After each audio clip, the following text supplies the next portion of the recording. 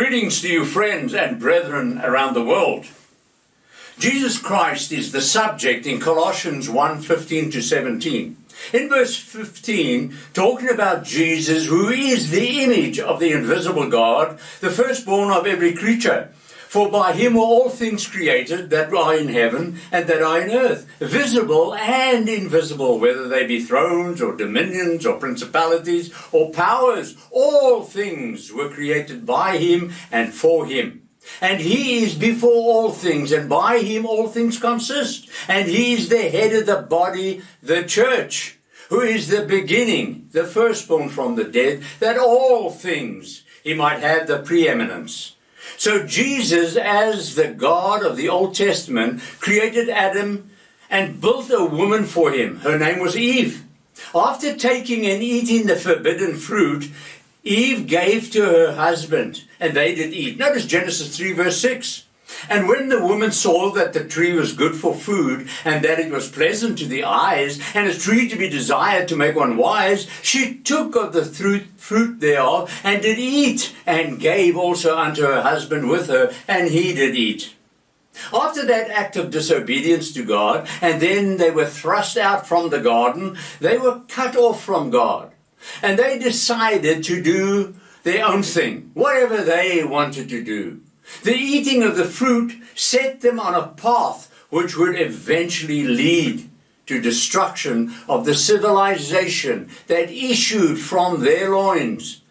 Then about 500 years after Adam's death, God explained what he saw and a decision he had come to in Genesis 6, verses 5 to 7. And God saw that the wickedness of man was great in the earth, and every imagination of the thoughts of his heart was only evil continually. And it repented of the Lord that he had made man on the earth, and it grieved him at his heart. And the Lord said, I will destroy man, whom I have created from the face of the earth, both man and beast, and the creeping thing, and the fowls of the air.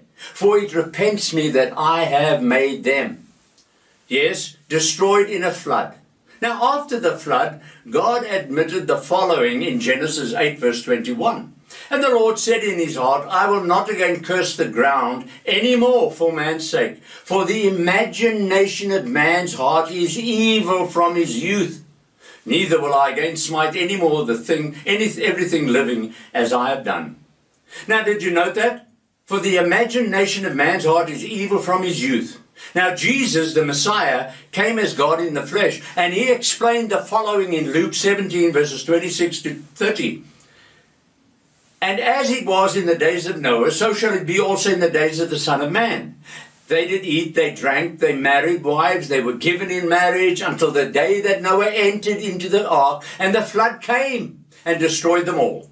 Likewise also as it was in the days of Lot, they did eat, they drank, they bought, they sold, they planted, they builded.